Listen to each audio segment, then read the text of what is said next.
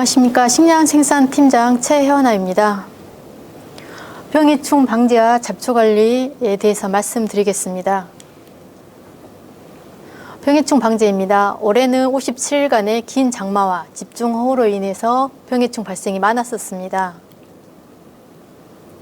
병해충 방지에는 어렵습니다. 왜냐하면 병해충이 다양하게 발생을 하기 때문인데요. 주요 병해충의 발생 시기를 보면 크게 모짜리 시기, 생육 초기, 생육 중기, 생육 후기 이렇게 크게 4단계로 나눠볼 수가 있고요. 모짜리 시기에는 입구병과 기다리병, 생육 초기에는 줄무늬 입마름병과 벼물바구니, 중기에는 입주무늬 마름병, 벼멸구, 홍명나방, 생육 후기에는 세균성 벼알마름병과 이상누름병, 벼멸구 등이 대표적으로 발생되고 있는 해충들입니다. 여러분들도 다 아시고 계시겠지만 우리 군은 일반벼 4,000헥타르 전 면적에 대해서 병해충 사전방제 시스템을 갖추고 있습니다. 일반 단지는 모내기 때 육묘상자 처리제를, 또 본답 초기인 7월 하순에서 8월 상순에는 본논의 공동방제를 추진하고 있고요. 또 친환경 단지는 3회에 걸쳐서 전액 무료로 방제를 해주고 있습니다. 이렇게 군에서 상자 처리제로 기본 방제를 1회 하고 7월 하순에서 8월 상순에 본논을 대상으로 공동 방제를 2회 실시하므로 웬만한 병해충은 방제가 되고 있습니다. 그러므로 농가분들께서는 8월 중순부터 하순에 개인적으로 병해충 발생 상황을 보시고 추가적으로 보완 방제를 해주시면 됩니다. 먹노린재입니다. 최근에 겨울철 기온이 상승하고 친환경 재배단지가 증가되면서 월동량이 크게 증가되고 있습니다. 또 매년 발생량이 증가를 하면서 이 먹노린재는 논두렁의 흙 속이나 바위 및 낙엽 속에서 성충으로 월동을 합니다. 먹노린재는 1년에 2번 발생을 합니다.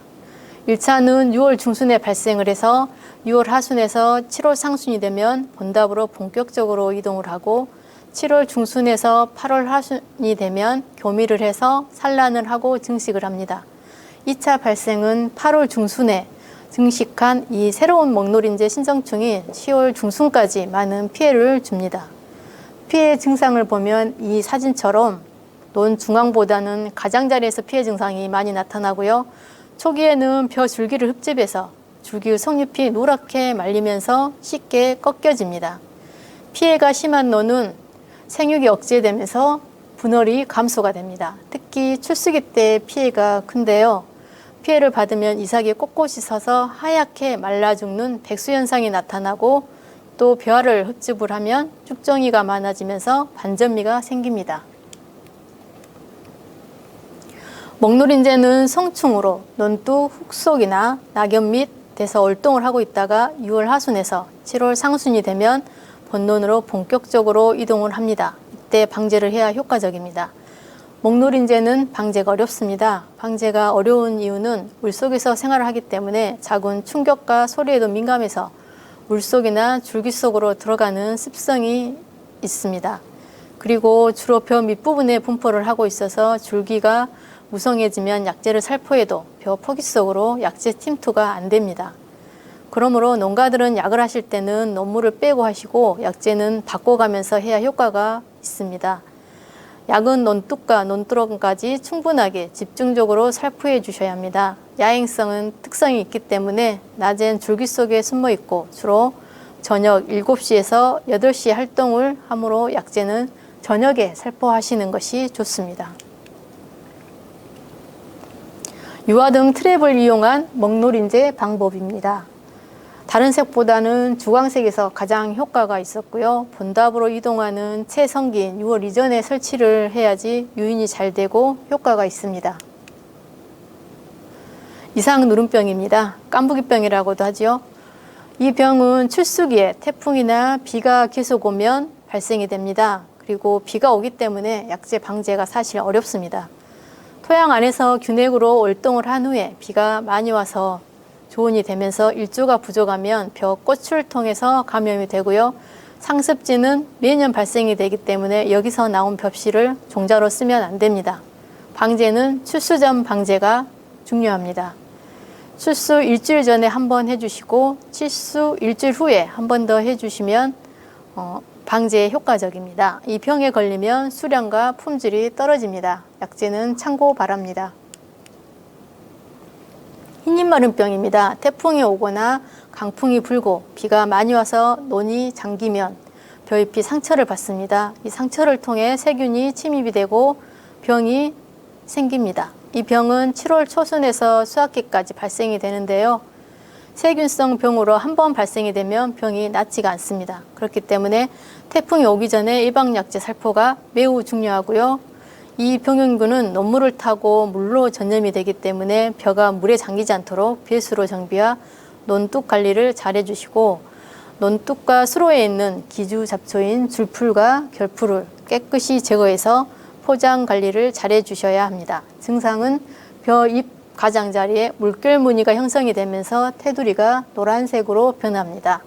발병이 되면 강압성이 제대로 되지 않아서 수량이 떨어지고 미질이 떨어집니다.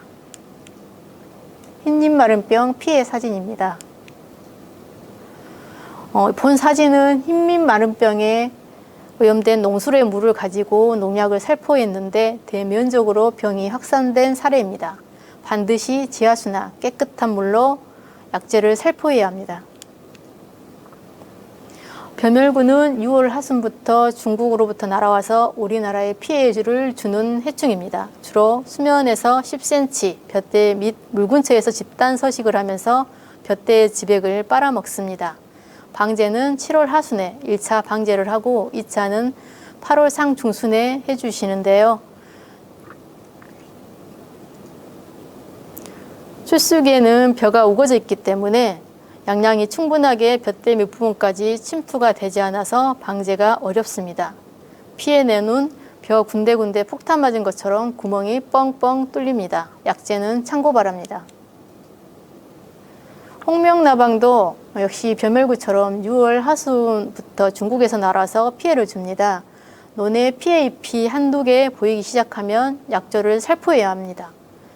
이때 방제 시기를 놓치면 피해가 급격하게 증가가 되고요. 유충은 새로 나온 벼잎을 길게 원통용으로 돌돌 말고 구석에서 잎을 갉아먹기 때문에 나중에 표피만 남고 백색으로 변합니다.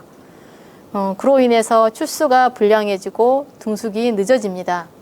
약제가 충에 직접적으로 접촉이 돼야지 효과가 있는데 직접적 접촉이 되지 않아 방제가 매우 어렵습니다.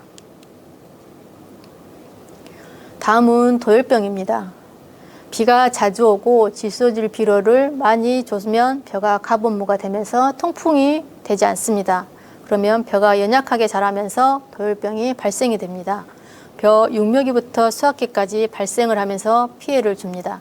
증상은 이 화면에서 보이는 것처럼 방추형이나 마름모 모양이 생기면서 가장자리가 붉은색을 띠고 심하면 포기 전체가 붉은색을 띠면서 자라지 않고 주지 않습니다. 방제는 출수기 때 벼꽃이 한 개 필 때 바로 예방약제를 뿌리는 게 중요하고요. 또 규산질 비료를 시용을 하면 도열병 예방에 아주 좋다고 합니다.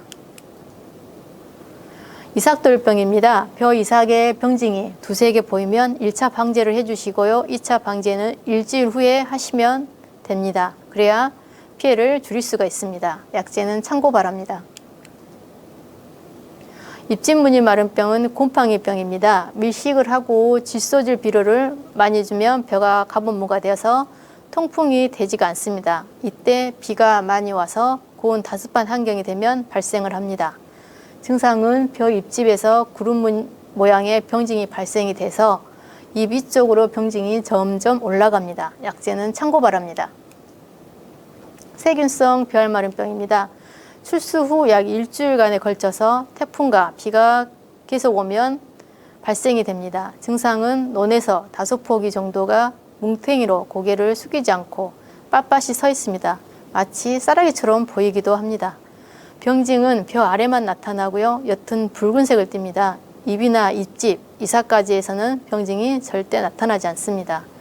특히 농가분들은 태풍 맞은 흑수와 백수와 구분을 하기가 힘들어 하시는데 구분하는 방법은 세균성 벼알마른병은 벼 아래 아랫부분에서 발생을 해서 잎 부분으로 올라가고요. 흑수는 잎 부분에서 바람을 맞기 때문에 비어할 잎부분에 병증이 생깁니다.